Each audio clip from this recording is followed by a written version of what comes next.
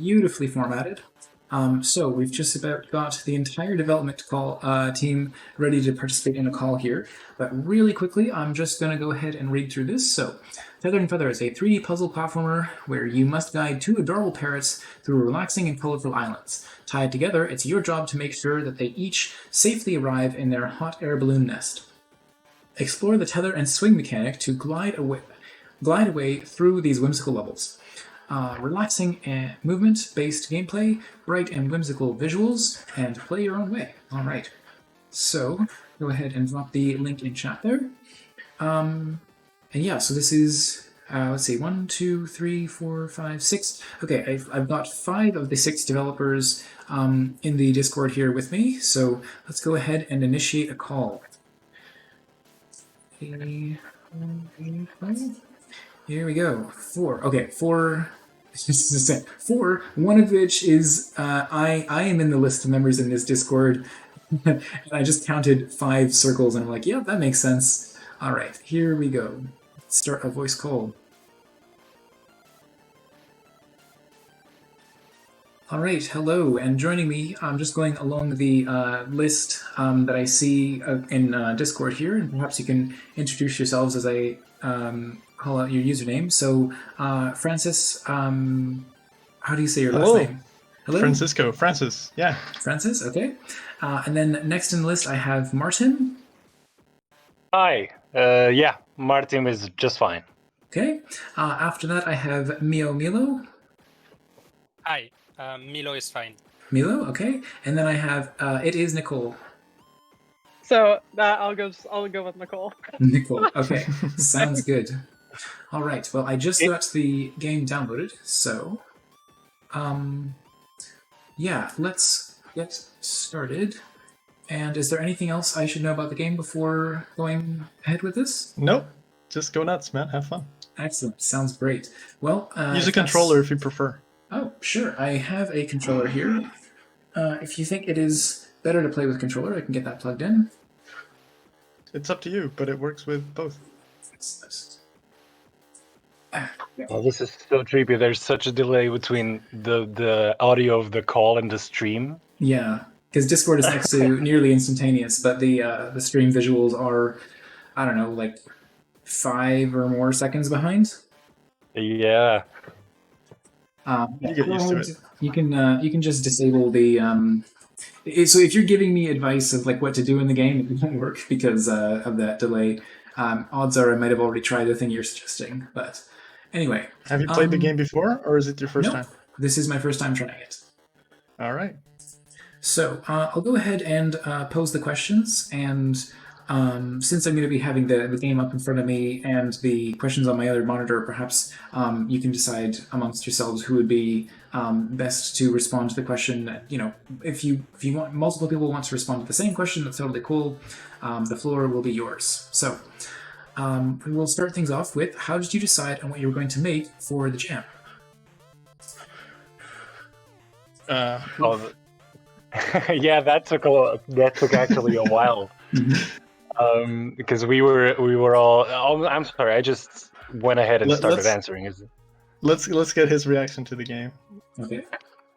I mean, I do love the adorable sort of painterly aesthetic of the parrots. Whoops, I zoomed in a little too far there. You will see what I mean momentarily. Yeah, it's a known bug. Yeah. All right. Yeah, to decide what we were going to do, it was a bit hard because we do not have exactly the same taste on what we wanted to make. So it took us like 3 hours, I think, of reunion. Like we had to make break and everything to decide on a concept. But once the concept was decided, we really went straight for it, and it was fine from there.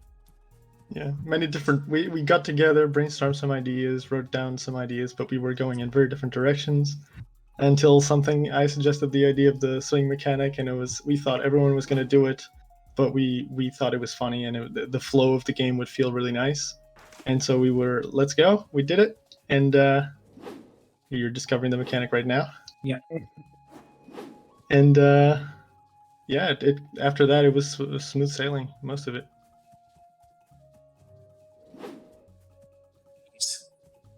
So how did you actually get in touch? Were you communicating over Discord or? So, me, Martin, and Liam are the 3 artists in the game. I know Martin. I've known Martin for a long time. He's a 2D artist. I'm a technical artist, and Liam is a 3D artist and also a bit of a technical artist. And so I invited both Liam and Martin to collaborate. And I knew that the art was going to turn out really great. And so my next step was finding people to do the code and the design and the music. So I used the GMTK Team Finder thing to find to talk with different people. I talked with some different programmers. I talked with other. I received like 10 or 12 different people trying to do the music, so I had a lot to pick from. But it was I think it just went from the profiles and the portfolios and the SoundClouds and just talking with everyone. I called everyone and kind of got their vibe and made sure we were a good fit. Nice. And then how did you actually get in touch once you had the team formed? How did you actually get in touch? Like during the jam, how were you coordinating? Discord. We had a Discord server, and it's really convenient in jam. That's what I always use. Yeah, we were actually, as we were working, we were constantly streaming our screen. So at least from the point of view of art, it was really useful because I was working on something, and if at any point anyone wanted to chip in and say something like, "Oh, you could do this or you could do that," they could, because like my screen was streaming constantly. Does that make sense? Was that good English? Yeah. Oh no, we lost Nicole. No. Oh, we have Nicole back. Oh. I will say on that point, in terms of doing the music and the sound effects, it was so helpful that you guys were always streaming and like sharing what the art looks like and the progress of the game, because that was a really huge influence in what I ended up creating and making in the process. Yeah, so you were doing the music. Yeah. Yeah, I realized that's something I should have done at the beginning, was had everyone introduce their roles in the project. But I feel like everyone's been mentioned at this point who's on the call. So who are we missing? We're missing Liam and Alex. Liam is the other 3D artist who made the animations for the characters and some shader stuff. And Alex is the other programmer who implemented the mechanic along with Milo. Okay. Excellent. Well, just gotta get my questions back up here. There we go. All right. Chat is asking what engine. It's Unreal 4. Yeah. Unreal 4, yeah. It was really for the material. Like Unreal 4 already gave us a lot of artistic liberty on that side. Surprising that not many people are using it for jams. I mean, maybe it's not surprising, but go for it. Give it a try. Yeah, I guess, everyone just works with whatever they're comfortable with. Like, even though I'm trying to use Unity more and more in a professional setting, I still default to using GameMaker just because it's something I've been using for a much longer time, and I find it much faster to prototype with. Yeah, Games Mitchell? Okay, the username's kind of messing me up a little bit. But I guess they're asking if you're using blueprints or C++. We were using blueprints. It's in Jam usually you do everything in blueprints because it's much faster for prototyping and iterating on the mechanics. Yeah, that makes total sense. All right. So if we get any other questions, chat, please feel free to submit questions in addition to the ones that I have here. So what was your development process like for the game? Did you figure out the first jump, by the way? Sorry. I was just watching the stream. I'll figure this out at some point. You'll get there. So the development process was, we got together, we brainstormed the idea for a couple hours until we all were on the same page about, like, this is what we want to make and this is where we're going. And the day before the jam, I set up a repository and a completely empty project. I also set up a bot for our Discord server to announce the Git pushes every time we made a change, and we're really ready to go, ready to start. Then we got together. I started doing this scene. I put an ocean down because we knew it was going to be a swinging thing. I started working on some shaders and some materials, while Milo and Alex were doing the base mechanics with the swing. They put in capsules for the characters. Martin was doing some sketches of the characters. Liam and I think he was still at work at that time, but when he got back, we already had like a little model of the character and a little base blocks to play within the scenario, and then we started just dressing it up and improving the mechanics, playing it as we go, building more levels and making all the rest of the stuff, and yay, that was it. In terms of programming, we already split the task.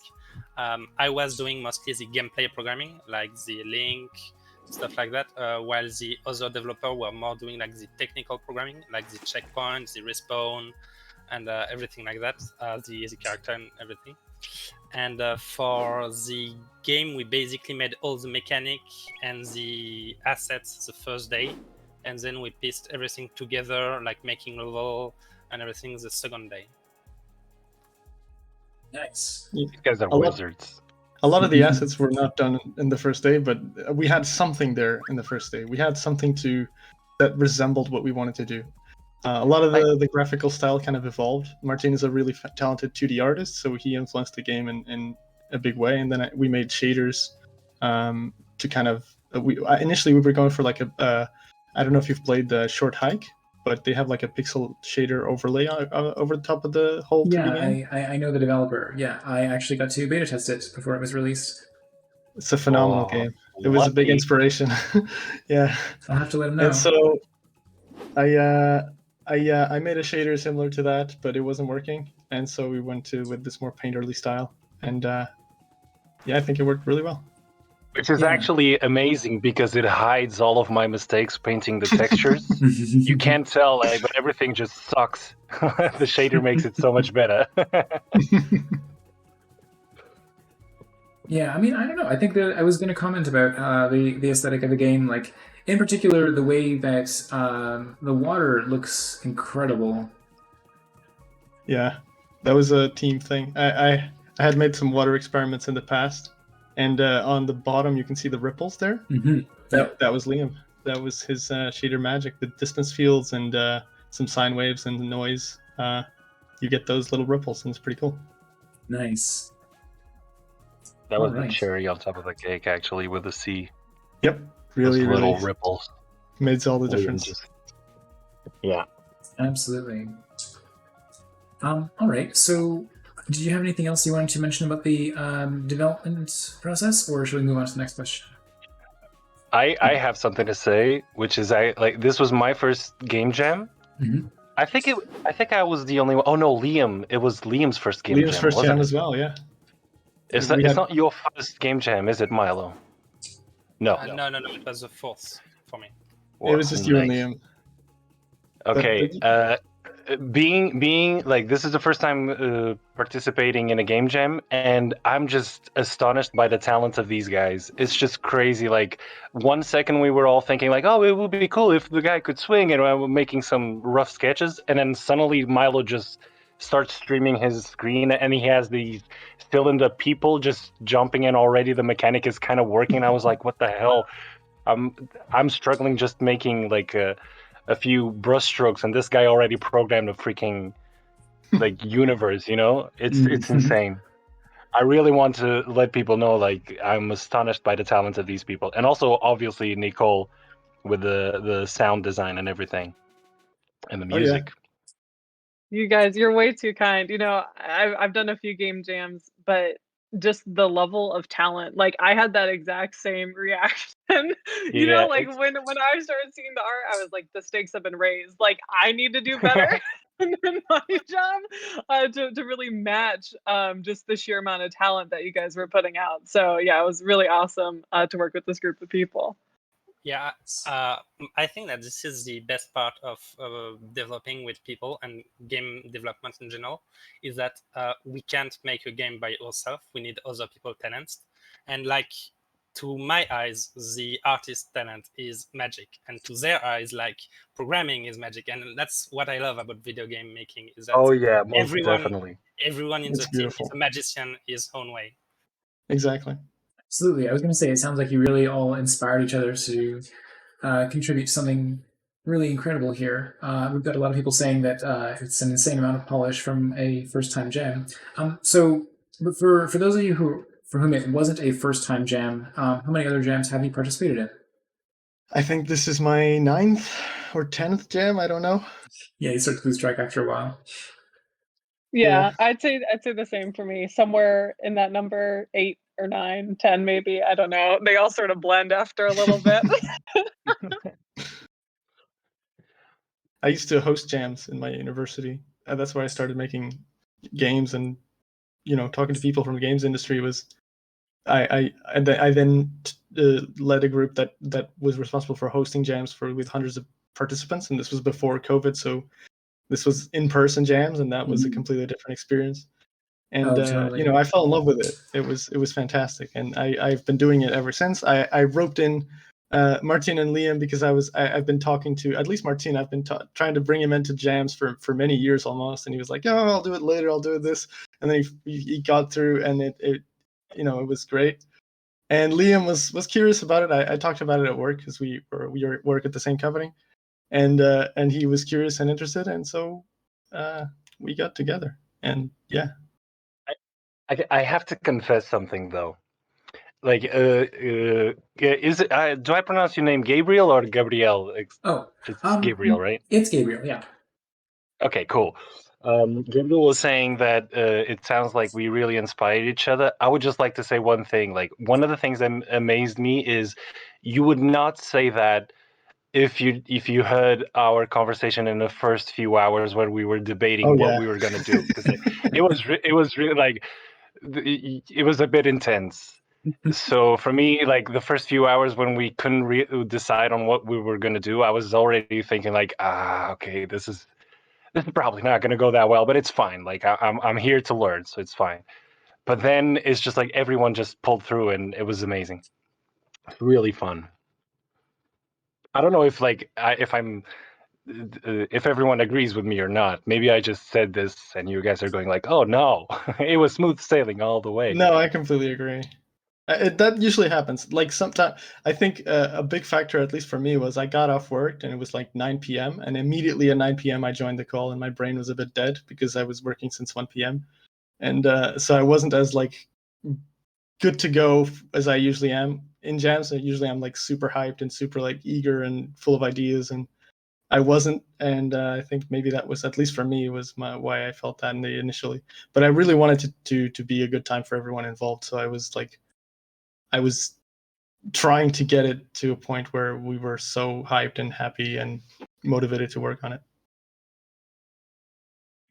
I'm really glad that even though it's the initial phases that were a little bit rocky, that everything kind of came together in the end. We've got a couple questions asking about what game this is. This is Tether and Feather. There we go. Conveniently on the pause screen, it says the name of the game. Let me go ahead and make sure I drop the link in chat for anyone who's just joining us now. There we go. All right. And we've got another comment saying that hope you all continue to work together. Can't wait to see what you make. That would be nice. Yeah. Unfortunately, like we're all over the place. Like me and Francisco, we're in Portugal. Milo is in. Please correct me if I'm wrong. France. Oh, you're in France. Oh, this in whole France. time I thought you were in Italy. Yeah. I'm so sorry. Like I actually think I replied to you in Italian once or twice, like during the jam. I'm an idiot. I'm sorry. You can tell from the accent. Whoops. Anyway, moving on. Nicole is. Where are you, Nicole? I'm in San Francisco Bay Area, so. Oh yeah. Okay. Cool. So super close to you guys, like an hour flight away, essentially. Bay Area of MythBusters fame. Yeah. And Liam's in Vancouver. Liam's in Vancouver, so there's that as well. And where is Alex? Alex Where is Alex? I don't know. I think he's Ukrainian, but I'm not Ukrainian. Yes, that's it. He said his last name was Polish. I think he said that. As you can see, Gabriel, we work very well together, and this is a very concise team, and it's amazing. we did. Yeah. I mean, that's the sort of the wonders of the modern age, is that you can just like work together with people all over the world, and it's not like this crazy mess of. I mean, it's still a bit of a crazy mess of coordination, but you know, the fact that you're able to like stream each other's screens, and it's like you're as close as you can be to like working together, even though it's virtual. If there's one advantage to doing remote jams versus like in-person jams, is that you get to work with people from across the world, and I think that the GMTK jam, at least for us, is this is my favorite jam. I think, like the themes are always just very, very good, and you can do a lot of different things with them. And you know, there's always that many people. It's just the biggest jam, so let's go. Let's also, I was naked the whole time, and no one knows. Exactly. Oh my god. All right. Well, let me get this next leaf, and okay, pausing doesn't freeze the action. Okay, Drat. That's okay. Okay. Didn't get time to do a pause menu. That's fine. Yeah. This game, yeah, took Lerp Natili? Not exactly sure how to say the name there, but saying that took them a while to beat. Yeah, I'm not sure about how far of the way through the game am I at this point. Level 3, and the 6th level, as they get harder as you play. Oh boy. Okay. Well, we'll see how much of it I'm able to actually complete on the stream here, but at least since this one's an execution-based game, everyone can have fun trying it for themselves. All right. Well, since this was made in Unreal 4, and you know, I'll sort of branch this question out, so the developers can answer like if they have any specific advice about Unreal 4, but for the artists as well, if you have any particular recommendations or useful shortcuts that you want to pass along, and then same for audio design as well. Just from each discipline, can we get a little useful shortcut that you go to in your work that you would like others to know about as well? Sorry, what's the question? A useful shortcut? Yeah, let me make that a little more concise. So, in your own line of work, what is a useful shortcut that you rely upon that you think would be good for others to know? I don't know who wants to go first. Milo, maybe you want to do it? So, an advice for developing an Unreal 4. That's a hard question, actually. I don't really have any because I'm not a professional at all. I learned everything in Jam and by myself. So I'd say do the same because Unreal Engine 4 is actually really easy, I think. Even, I mean, if you know how to code, it gets really, really easy. And even if you don't, you can really make it with just a bit of time and work. So don't hesitate to go for it. And yeah, Jam, as an example, is a perfect way to learn the engine. So just go for it. Oh, I completely agree. If the best advice is do jams and make things and figure it out. And the other thing is, at least on the art side, is don't try and start. Get reference before you start. Like before you make anything, figure out what it is that you're trying to make. Figure out what it is that's inspiring you. That's something we did in this jam. We made a mood board of like games that we thought were really good references, and we decided on a language that we wanted to explore. And so before you even make anything, just figure out what it is that you're trying to make. That's good advice. Pure ref. Oh, Pure Ref. Get Pure Ref. Install Pure Ref, and it's going to take you a long way. How is that written? Can you write it out in the chat? Oh yeah, sure, definitely, I'll do it. Okay. So yeah, you're talking about using reference images for your game. I mean, I had that experience because I was drawing upon the sort of classic Command and Conquer games. So I went and got a bunch of references. In my case, it was more than just a reference. It was literally stealing the art from the Command and Conquer franchise. But in a very deliberate attempt to create a homage to it. So I went and found these references, and then by sight just drew this little sketch. And then my partner helped me. She traced over this image, and then I went and did a bunch of gradients on top of it, and that's how I created the art for my game. So I completely agree. Reference images are incredibly useful points to start out with, no matter if you're doing 3D or 2D or texture work. Just a reference is always handy. Yeah, and it's actually really interesting because I would say that references are just as important when it comes to music and for sound effects. So for me, the first thing I did was, listen to as much stuff as I can, like listening to that short hike, to the album, listening to Abzu, The Pathless by Austin Wintory, Animal Crossing, just trying to get some ideas in my head. And then the big thing for me is templating, like set up a template with the sonic palette that I really like and that works well. Because that's really what helps in doing a big dent in the music, I feel like, is getting all your tools lined up.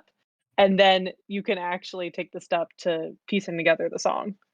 So the short hike soundtrack made by my friend Mark Sparling. Yes. Yeah. That's so good. Love it so much. Yeah. I take every opportunity I can to plug Mark on the stream because he created over 1,337 songs over the course of 3.5 years. A new song Holy every shit. single day. Jesus. Yeah. That's insane. So all the stream background music that I use and all the music that I use in my jam games are from his sound library, because you just buy them for $1 and then you can feature them in the background of your jam games. And then he also has rates for commercial projects as well. So super talented guy. Fantastic. Hey, Nicole, do you remember when you said, like, when you saw our work, you said, "Oh, I'm gonna have to step it up." Yeah. Like, you're done. That's it right here. Oh my gosh, I need to step it up even more. You guys, the bar is too high. Keeps going higher. I know. I'll get there though. Don't worry. Oh, you definitely. I have no doubt. Well, does anyone else have any useful shortcuts or recommendations they'd like to make? Well, I sure don't, because I have no idea what I'm doing. Like, Keep going to jams. yeah, Jam. All right. If you have a friend that keeps asking you to go to a jam, like, for years on end, like, just say yes. Just go. It's gonna be fun. You're gonna meet new people. You're gonna learn a few things. Oh yeah, I actually learned how to texture. Oh yeah, I you didn't didn't know tell how him to do that. that. That was Yeah. this was the first time that he did any texture for any video game, and he textured the entire parrots and the entire scenery. Like It was actually the first time I textured anything, like not just for a video game, for a 3D. So it was okay. Another advantage of the streaming process, the thing with the Discord, I didn't know how to texture, and Francisco quickly set up a stream and Blender. He opened up Blender and he taught me how to do it in like 10 minutes. So within 10 minutes, I was able to do the thing, which was, if it's amazing. That is also very, very, very useful. you learn stuff in jams. I learned so much stuff in jams. Like it's Yeah. crazy. And I'll add just one thing on advice, because I just talked about coding, but I actually also made the design of the game. I level designed the Oh whole yeah. game. And on that side, I'd say always try to make the mechanic easier for the player, because this is really a skill-based game, and it's really hard. And I keep trying to make it easier, and I really believe that it's still too hard for what we were aiming for the game jam. And always try to that's something I see in all game jam game. I think that most of them are too hard for the jam. Like a lot of them are really, really difficult. So I'd say always try to make your player be at ease, and design for fun, not for difficulty, and always assume your player do not master the mechanic. Because that's I've seen a lot of players like not enjoy the game at all because they can't even pass the tutorial, like because the swing mechanic is rather hard to master and everything. So I'd say, yeah, go slow on the tutorial, go slow on the mechanic, and really try to design the easy way. Yeah. Another big important thing I want to also say, I forgot, I think, is when you're doing jams, just don't try and do 30 different mechanics. Don't try and make Call of Duty. Don't try and make MMO, World of Warcraft, Yeah. or RPG. Pick one clear, simple, concise mechanic. If you have time, pick two, but pick one to be safe, and then work with that mechanic the best that you can. Don't try and do everything. Just make sure you have a clear and concise idea of what the mechanic you want to explore is so that you can explore it. Yeah, I think that's really good advice. A lot of people will sort of overscope on their jam projects and end up creating things that are, well, maybe technically impressive, might not be finished, might not be polished, might be too hard. All of these are problems that you can run into. Like if you, and then testing as well. Like testing is so important to making sure that your game is actually coming across the way that you want it to be. Like not just you as the developer, but also if you can get someone else off the development team to test it out. Yeah, completely agree. Quick tip: release the swing when you're about You're to. still going upward. Think Spider-Man. Think Yahoo That Spider-Man. was Yeah. close. Absolutely. Okay.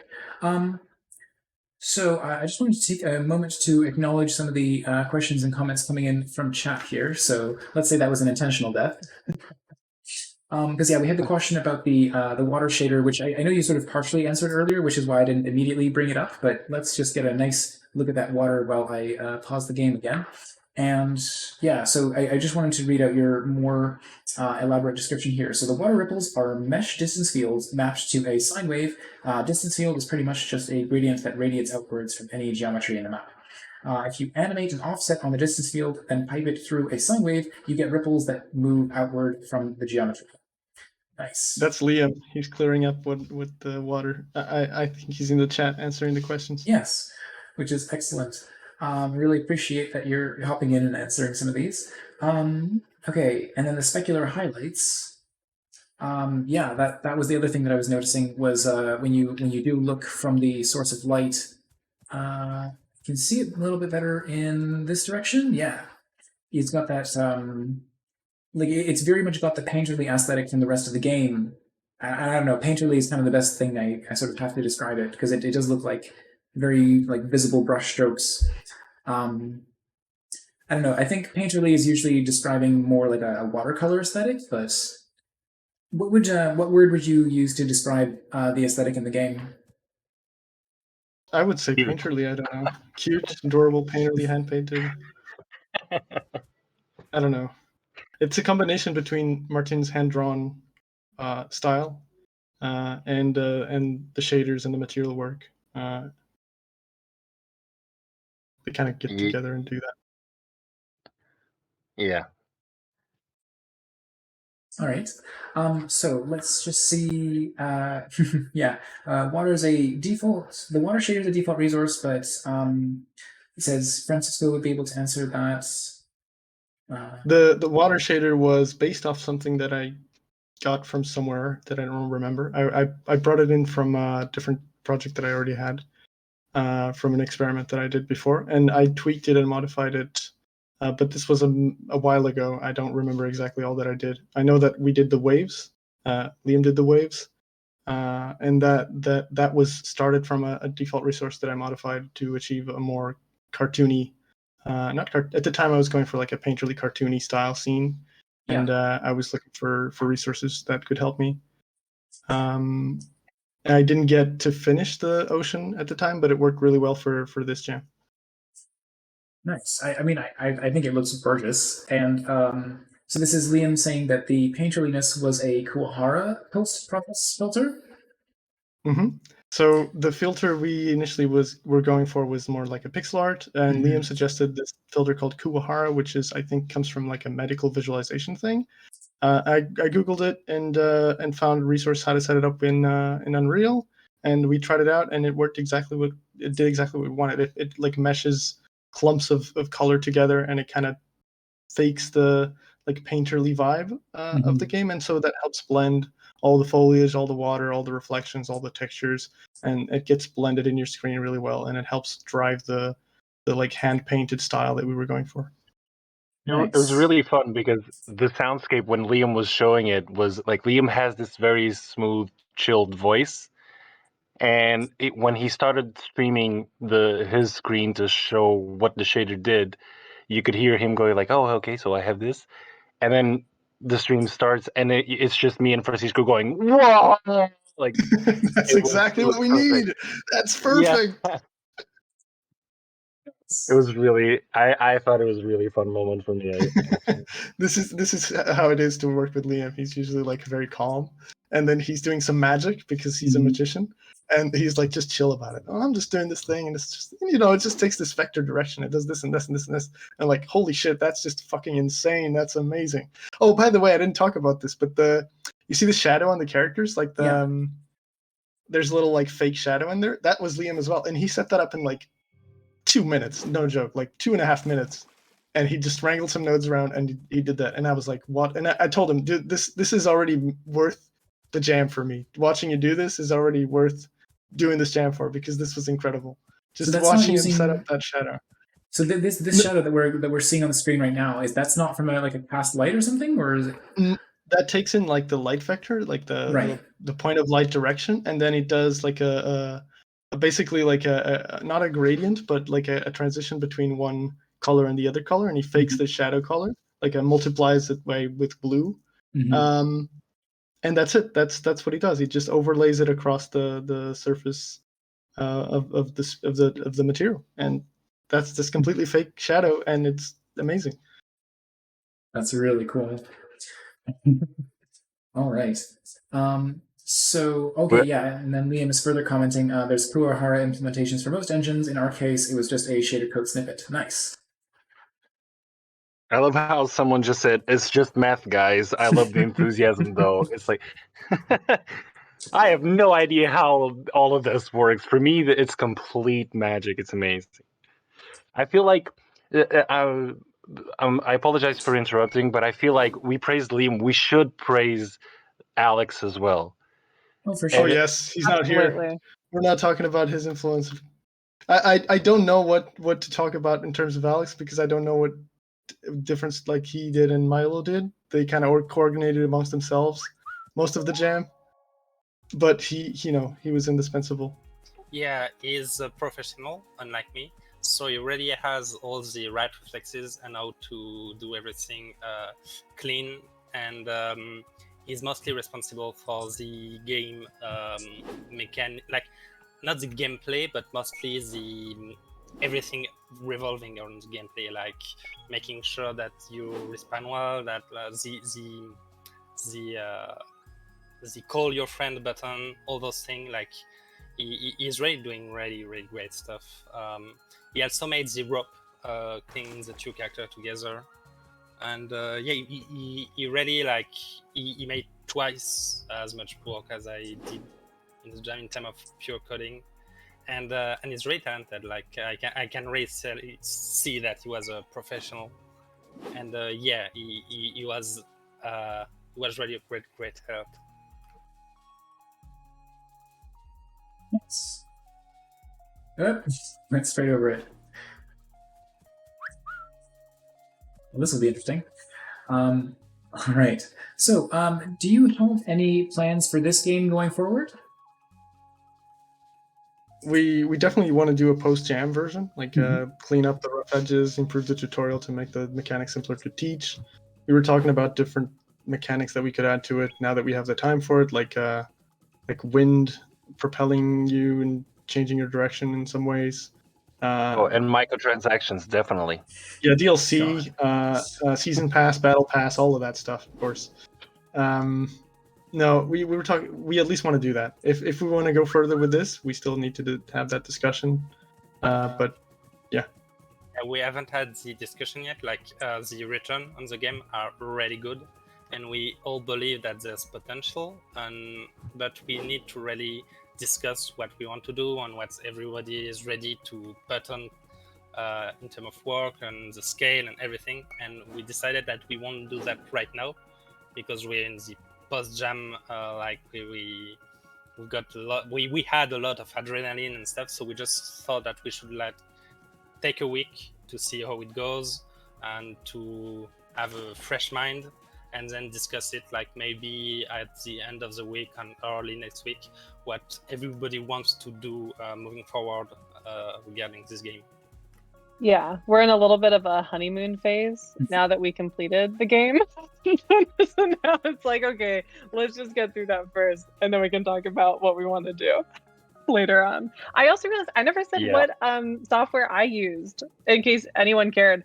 So I use Logic mainly for music, and then I use Pro Tools mainly for editing the SFX. That's my cool tech talk, guys. You're talking all about these shaders and shadows, and I'm over here like, hey, I used a keyboard.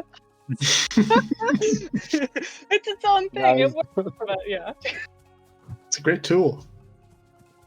Yeah, no kidding. Like I would say as much as I have like some understanding of programming and design is mostly my forte, but the whole world to do with like music and SFX is just so far beyond my understanding. That's why I've just been relying on the music that Mark makes for all my projects. So it is its own kind of magic, you know. Don't sell yourself short. No, for sure. You're right. For sure. All right. So I'm glad to hear that there's at least some plans for a post-jam version. And chat, now is the time if anyone would like to get in any questions. But otherwise, I will just ask, do you have any other people that you want to give a shout out to, or any projects that are in progress that you'd like to mention on the stream? I have something that I'd like to mention. Of course. Which is no news, but if you go on our game page, there are our names, and if you click on our names, they're linked to our own personal work. So you can, if you want to see 2D art, you can click my name and goes to my Instagram, Nicole's SoundCloud, and I believe Francisco's website. Milo, I'm not sure. I think it's your website as well, or is it your itch.io? itch.io page. It's your itch.io. Cool. So you can do that also with Liam and Alex, obviously. You can do that if you're interested in following and knowing what we personally do. Nice. Yeah, I'm just sort of going through each of them one at a time now. All right. There's a very technical shader conversation going on in the chat, but come on, surely someone else must have a question. They all want to know our shader secrets. Apparently. All right. Well, I think I can post each one of these links in chat one at a time. I'll just go ahead and drop them in there for everyone. Also, go play our game. Yes, give it a that's try. The first link I give it a rating. Give it a comment. Tell it to your grandmother. Get your dog to try it out. You know, have fun. Absolutely. All right. Nearly got everyone there. All right. It's all of them. So many links, so many people, so many talented developers. Well, thank you all so much for joining me on the stream today. Any closing thoughts? No, just thanks for having us. Yeah, absolutely. Thank you. Hope you enjoyed the game. I did. I don't know. So you said there was 6 levels, and I'm on level 4. Yeah. All right. You're doing it, man. Is it going to remember my progress if I close it now? Probably not. Okay. We didn't get that far into the game development process to implement levels. Oh no, that's fine. I mean, everything else about it looks so polished. So. No, we take inspiration from software games. So it's a Dark Souls. That was intentional. Yeah. Yeah, you die and you go back to the bonfire. Exactly. It's like Dark Souls with feathers. Oh, it's the secret in the newest Elden Ring that you play as a bird character. It's all painterly styled now. This is actually the preview of that game. Surprise! All right. Well, thank you once again, and I hope we get to take a look at maybe the post-gen version. If you want any feedback on that, I'd be more than happy to take another look at it. And other than that, yeah, I look forward to seeing what else you guys make in the future. All right. Thank you. Thanks Thank again. you. Thank you so much. Absolutely. All right.